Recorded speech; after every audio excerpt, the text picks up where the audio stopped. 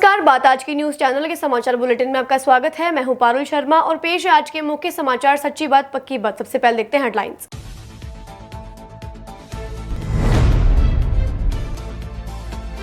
सचिन के पिता स्वर्गीय राजेश पायलट की पुण्यतिथि पर अजमेर में पुष्पांजलि कार्यक्रम। उनके कार्यों पर हुई चर्चा, किया याद।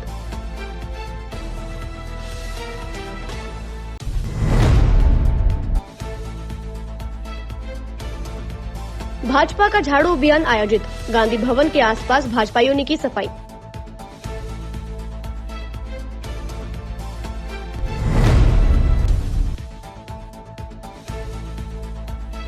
शादी का झांसा देकर देह शोषण करता रहा वो, अब पीड़िता की शिकायत पर पुलिस कर रही है तलाश।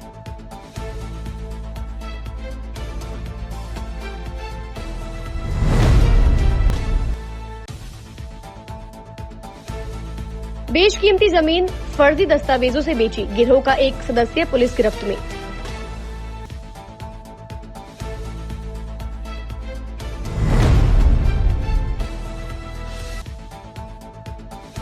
सरवर चिश्ती के बयान से उपजा रोष। लड़की पर मन फिसलने की बात की निंदा।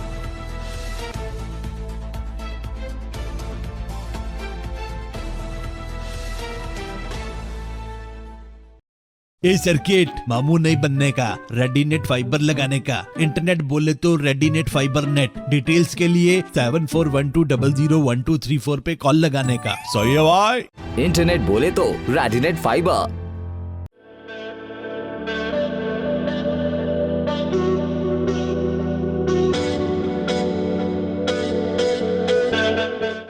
अजमेर शहर में प्लॉट, मकान, फ्लैट, दुकान आदि खरीदने, बेचने व किराए हेतु आज ही प्ले स्टोर से डाउनलोड करें Varsha real estate app. Varsha real estate, a unit of Varsha group, lets you live better.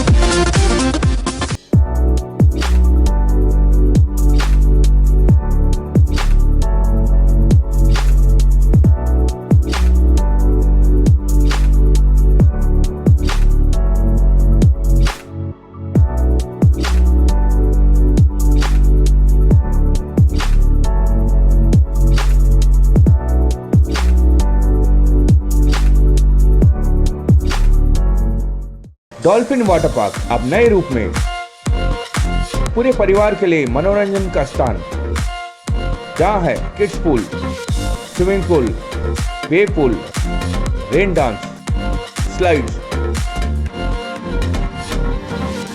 Garden, food court. तो चले आइए dolphin water park near Nareli Jain temple, national highway 8, ग्राम गुवाड़ी, अजमेर। कॉन्टैक्ट 9950274420। और अब शुरू करते हैं समाचारों का बेहतरीन सफर। अजमेर शहर जिला कांग्रेस कमेटी के तत्वाधान में केसरगंज स्थित शहर कांग्रेस कार्यालय में पूर्व केंद्रीय मंत्री स्वर्गीय राजेश पायलट की पुण्यतिथि श्रद्धापूर्वक मनाई गई। इस अवसर पर उनकी तस्वीर पर श्रद्धासुमन अर्पित किए गए। राजेश पायलट की जीवनी पर प्रकाश डालते हुए कांग्रेसियों ने कहा कि वे एक किसान परिवार में पैदा हुए और उन्होंने राजनीति में बहुत बड़ा मुकाम हासिल किया। वे कहा करते थे कि जब तक गरीब किसान एवं मजदूरों के बच्चे पढ़ लिख कर उन कुर्सियों पर नहीं बैठेंगे जो देश की नीतियों को क्रियान्वित करती हैं, तब तक देश की तरक्की संभव नहीं है। वह संचार क्रांति के जनक थे। पूर्व केंद्रीय मंत्री व किसानों के वरिष्ठ नेता, वह हर क्षेत्र में चाहे विकास की बात हो, चाहे गरीबों के उत्थान की बात हो, हमारे बीच नहीं रहे। स्वर्गीय श्री राजेश जी पायलट की आज पुण्यतिथि के अवसर पर हम शहर जिला कांग्रेस कमेटी कार्यालय पर एकत्रित होकर सभी कांग्रेसजनों ने उनकी तस्वीर पर पुष्प चढ़ाकर उन्हें श्रद्धासुमन अर्पित किए हैं। और सभी कार्यकर्ताओं ने आज के दिन संकल्प लिया है कि जिस तरीके से श्री स्वर्गीय राजेश पायलट गरीबों के उत्थान के लिए कार्य करते थे, चाहे किसानों की बात हो, चाहे शिक्षा के क्षेत्र की बात हो, उनका हमेशा योगदान रहता था कि मैं किस तरीके से अंतिम छोर पर बैठे व्यक्ति की मदद कर सकूं। और जब वे दिल्ली में केंद्रीय मंत्री थे, जब राजस्थान का कोई भी बंदा कोई समस्या लेकर उनके पास जाता था तो निश्चित रूप से वे हर संभव उसके निराकरण का प्रयास करते थे। वे अंतिम छोर पर बैठे व्यक्ति को और कार्यकर्ताओं को नाम से जानते थे, ये उनकी एक खास बात थी। मैं इस अवसर पर सभी कार्यकर्ताओं की ओर से श्रद्धा सुमन अर्पित करते हुए आज के दिन हम सब संकल्प लेते हैं कि उन्होंने जिस तरीके से अपने क्षेत्र में आमजन के योगदान के लिए सहयोग किया, हम सभी संकल्पित हैं कि हम भी उनके मार्गदर्शन पर चलकर और देश को आगे बढ़ाने में अपनी महत्वपूर्ण भूमिका निभाएं। दर्शकों, हम आपको बता दें, अजमेर के निवर्तमान शहर अध्यक्ष और कांग्रेस के वरिष्ठ नेता आज दौसा में स्वर्गीय राजेश पायलट की मूर्ति अनावरण कार्यक्रम में सचिन पायलट की मौजूदगी में शामिल होने पहुंचे हैं। आज अजमेर शहर जिला कांग्रेस कमेटी कार्यालय पर स्वर्गीय श्री किसान नेता राजेश पायलट जी की पुण्यतिथि पर उन्हें श्रद्धांजलि अर्पित की। सभी साथियों ने, युवा साथियों ने, बुजुर्गवान ने उन्हें श्रद्धांजलि अर्पित की। वे उनके मार्गदर्शन पर चलने की प्रेरणा ली और आगे भी हम उनके पायलट साहब की प्रेरणा पर चलते रहेंगे, ये सभी युवा साथियों ने संकल्प लिया है। केंद्र सरकार के सेवा सुशासन व गरीब कल्याण के सफलतम 9 वर्ष पूरे होने पर स्वच्छ भारत मिशन के तहत आज सुबह रेलवे स्टेशन के गेट पर स्वच्छता अभियान के चलते साफ सफाई की गई। आज बीजेपी वरिष्ठ पदाधिकारी, कार्यकर्ता और रेलवे के अधिकारियों ने गांधी भवन के सामने रेलवे स्टेशन के मुख्य द्वार सहित आसपास के क्षेत्र में झाड़ू लगाकर स्वच्छता अभियान का आगाज किया है। बीजेपी द्वारा शहर से लेकर गांव तक और सड़कों से लेकर पार्कों में बीजेपी के सांसद, विधायक, पदाधिकारी और कार्यकर्ताओं ने झाड़ू लेकर साफ सफाई की। साथ ही बीजेपी नेताओं ने लोगों को स्वच्छता का संकल्प भी दिलाया। अजमेर में चले इस मेगा सफाई अभियान में बीजेपी कार्यकर्ता शामिल हुए। अजमेर स्टेशन के सर्कुलेटिंग क्षेत्र में स्वच्छ रेल स्वच्छ भारत अभियान के तहत श्रमदान का आयोजन किया गया। सफाई अभियान में सांसद अजमेर भागीरथ चौधरी, विधायक अजमेर उत्तर वासुदेव देवनानी, विधायक अजमेर दक्षिण अनिता भदेल एवं राजीव धनखड़, मंडल रेल प्रबंधक अजमेर की उपस्थिति में सभी रेलवे अधिकारियों, कर्मचारियों को स्वच्छता की शपथ दिलवाई व श्रमदान में भाग लेकर सभी को स्वच्छता का संदेश दिया गया। माननीय प्रधानमंत्री जी के एक स्वप्न कि भारत स्वच्छ बने, इसके लिए उन्होंने 2 अक्टूबर 2016 को एक स्वच्छता अभियान देश में शुरू किया, जिसके अंतर्गत देश स्वस्थ रहे, हर गली, मोहल्ला, शहर, ज़िला स्वस्थ रहे। इसके लिए उन्होंने स्वच्छता अभियान चलाया। उसके तहत जो महिलाओं भी जो खुले में शौच में जाती थी, उनके शौचालय का भी निर्माण कराया। मैं समझता हूँ ये एक ऐतिहासिक पहल जो माननीय प्रधानमंत्री जी शुरू की।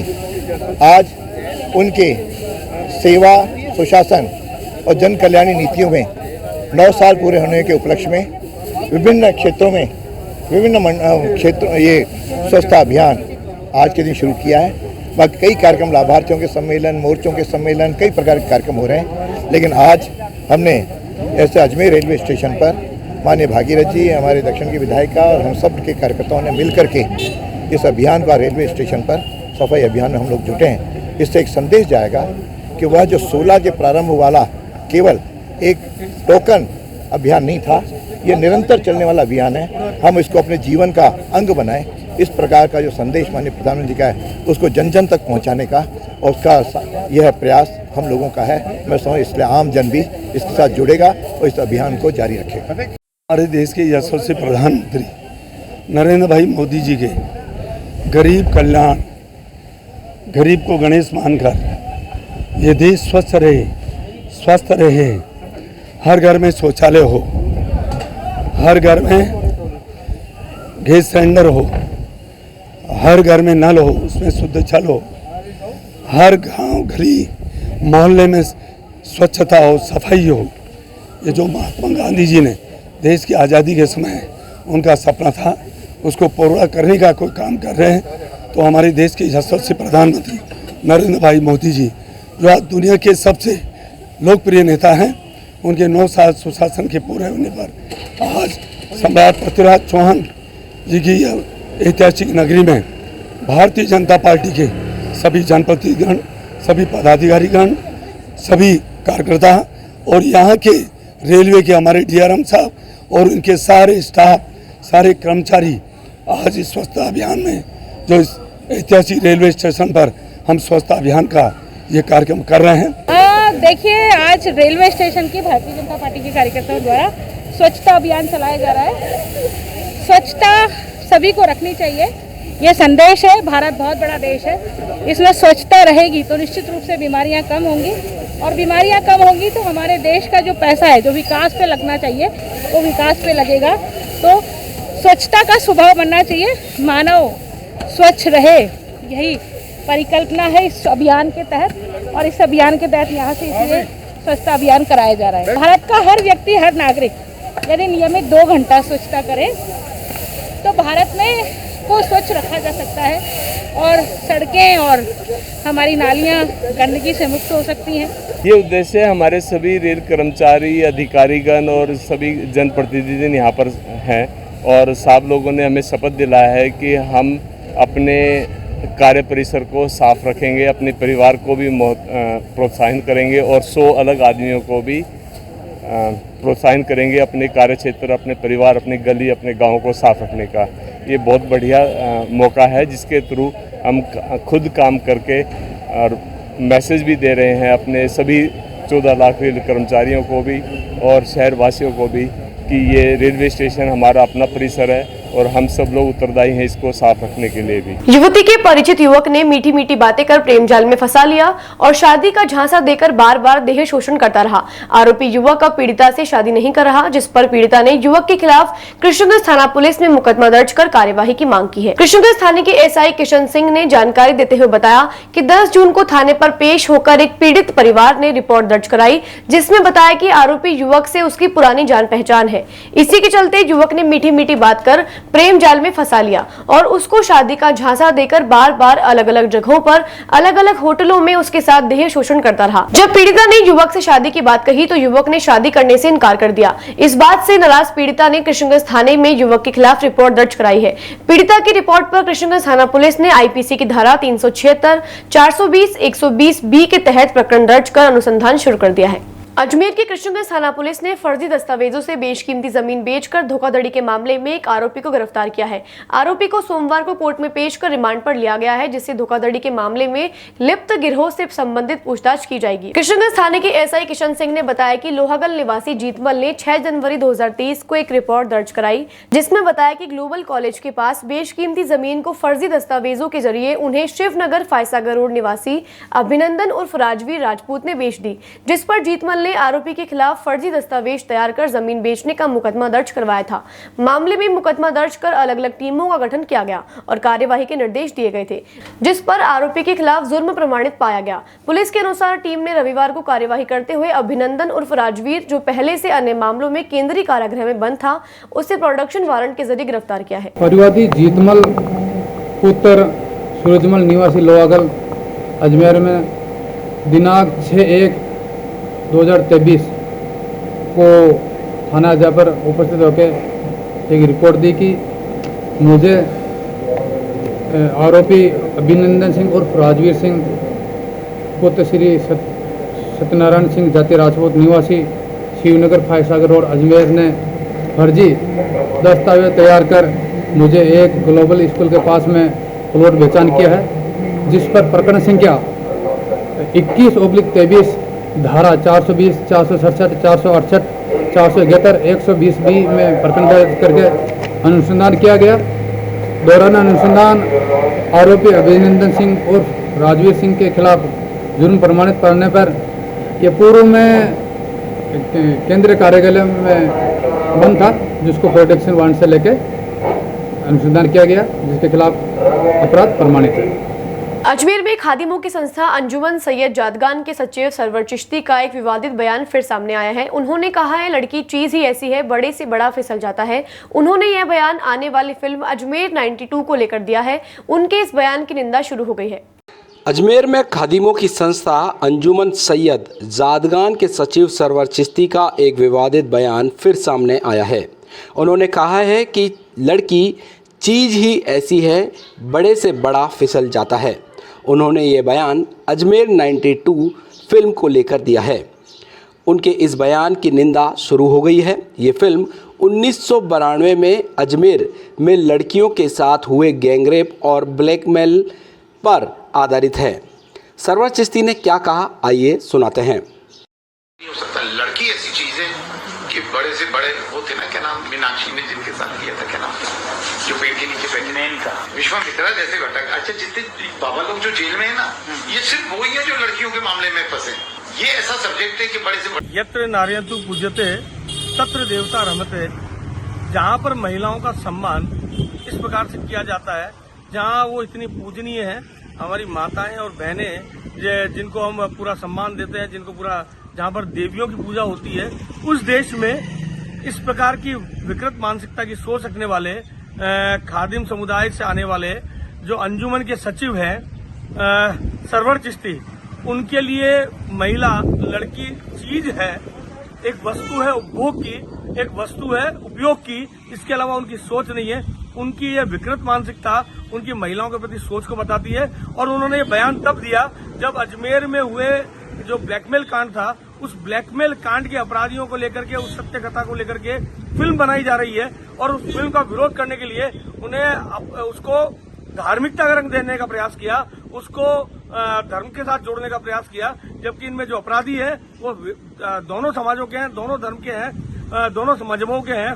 तो अपराधियों का वो सच सामने आए, अजमेर का वो काला सच निकल करके आए, वो सच्ची घटना पे फिल्म बने, उस पर आपत्ति करने के लिए उन्होंने इस पर लबादा उड़ने की कोशिश की।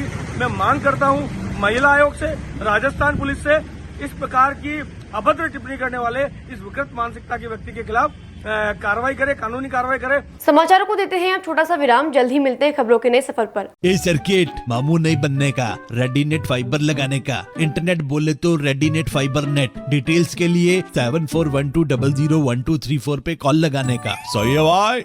इंटरनेट बोले तो रेडीनेट fibre.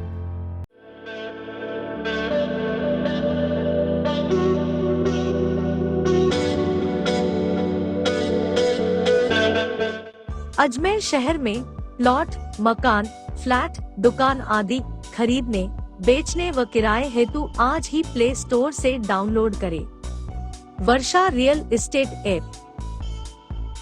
Varsha real estate, a unit of Varsha group, lets you live better.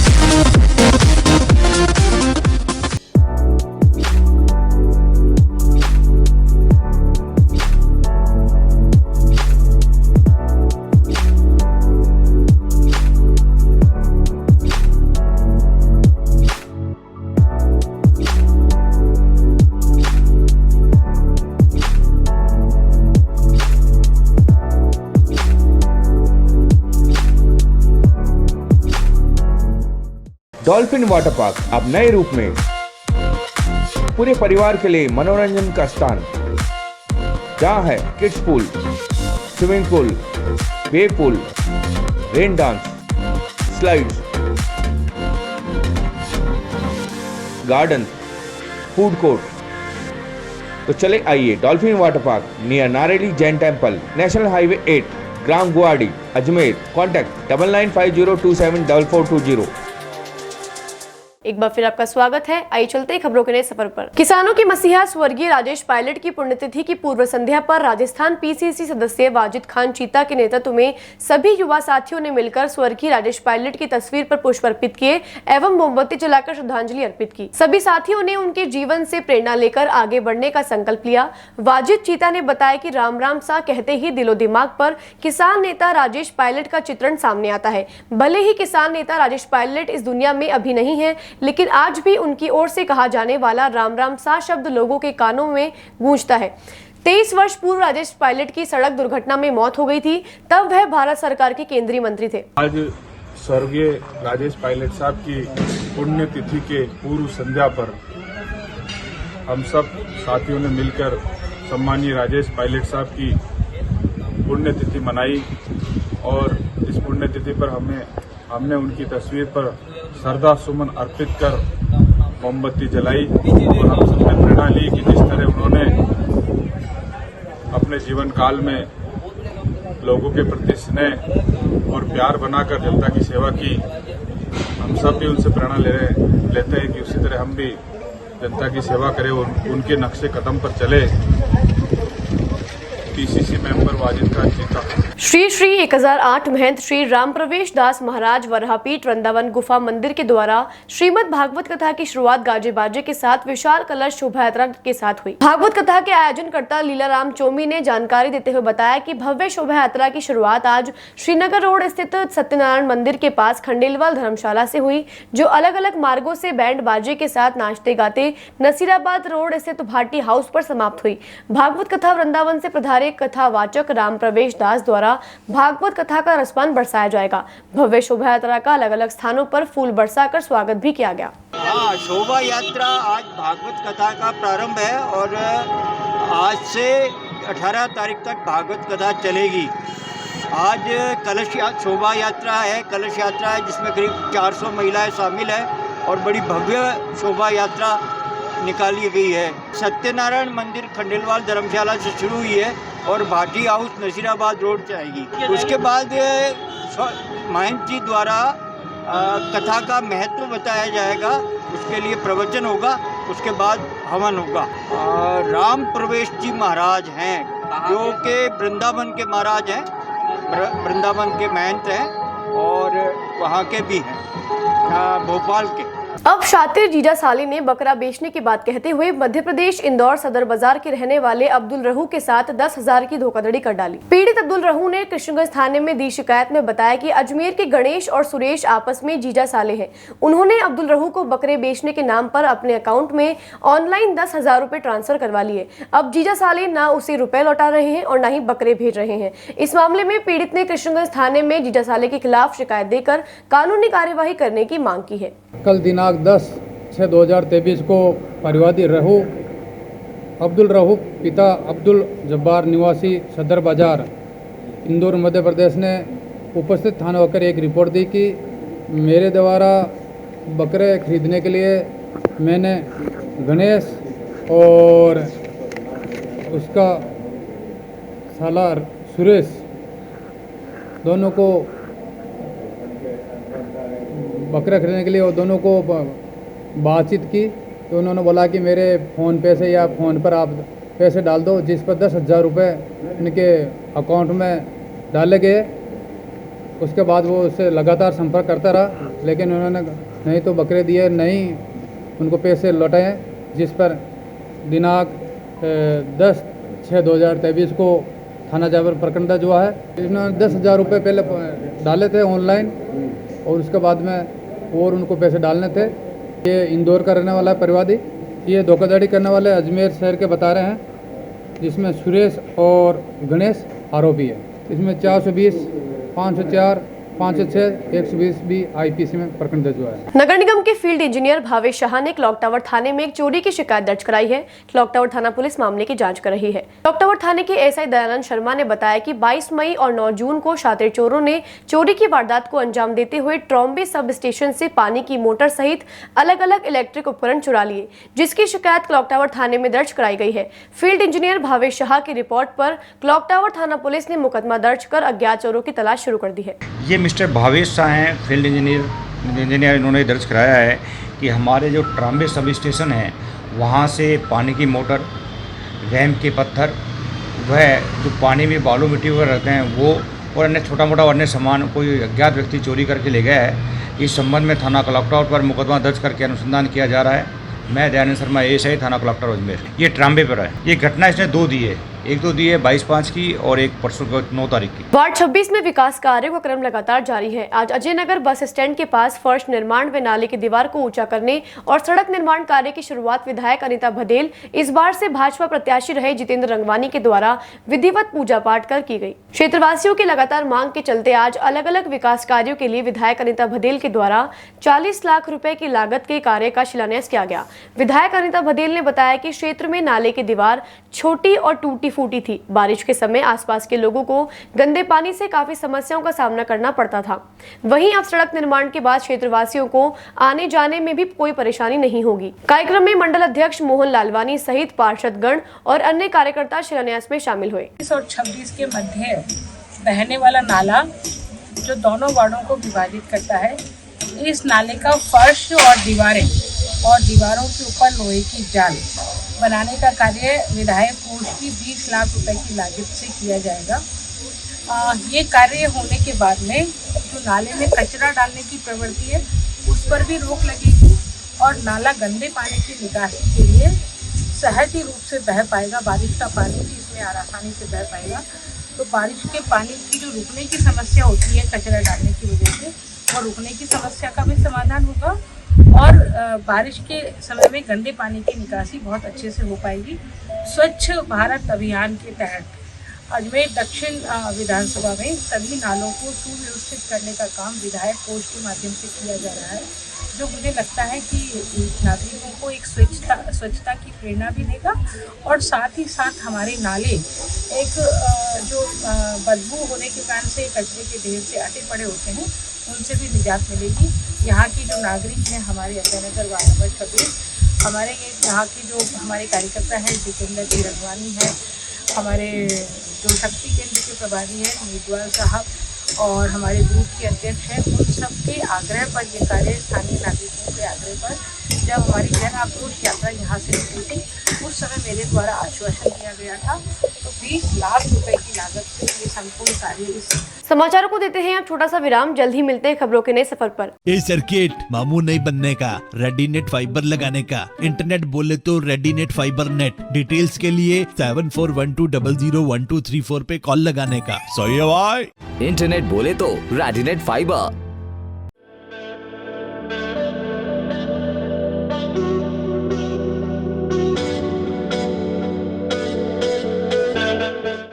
Ajmer शहर में प्लॉट, मकान, फ्लैट, दुकान आदि खरीदने, बेचने व किराए हेतु आज ही प्ले स्टोर से डाउनलोड करें Varsha real estate app. Varsha real estate, a unit of Varsha Group, lets you live better.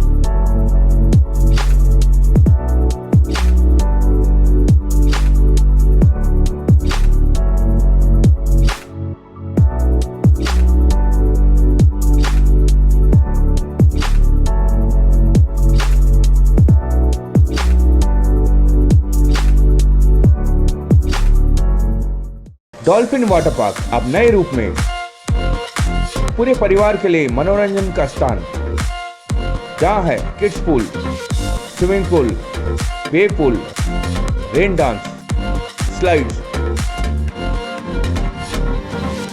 Garden, food court.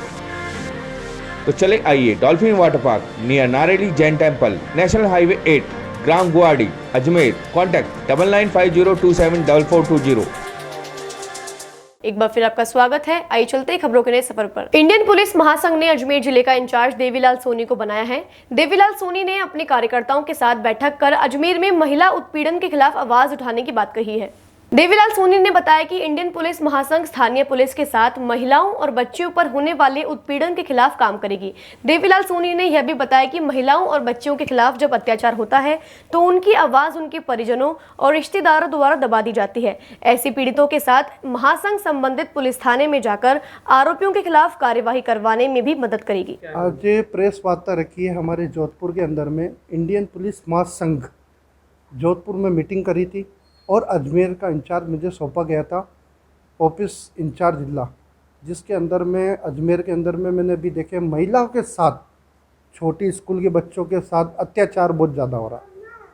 तो उसी आधार पर हमने एक मीटिंग रखी कि 80 वार्ड के अंदर में हमारे सभी पदाधिकारी इंडियन पुलिस से जुड़कर काम करेंगे और जो महिला के जो दहेज मांगते हैं, बेटियों को मारपीट करते हैं, उनसे घर से बाहर निकाल देते हैं, बच्चा होता है उनको घर से बाहर कर देते, वो बेचारी रोड पे तड़ तड़ भटकती है।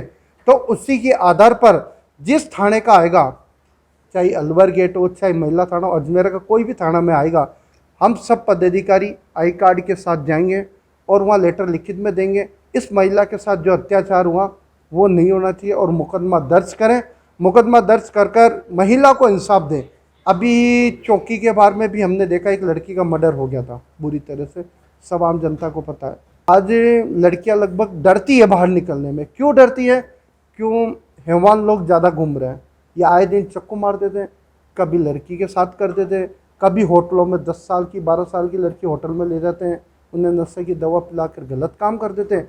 उसके लिए मैं आवाज़ उठाऊंगा और मेरी जो हमारे माँ संघ जो भी जुड़े हुए हैं इंडियन पुलिस से, उन सब के साथ रह के हम काम करेंगे।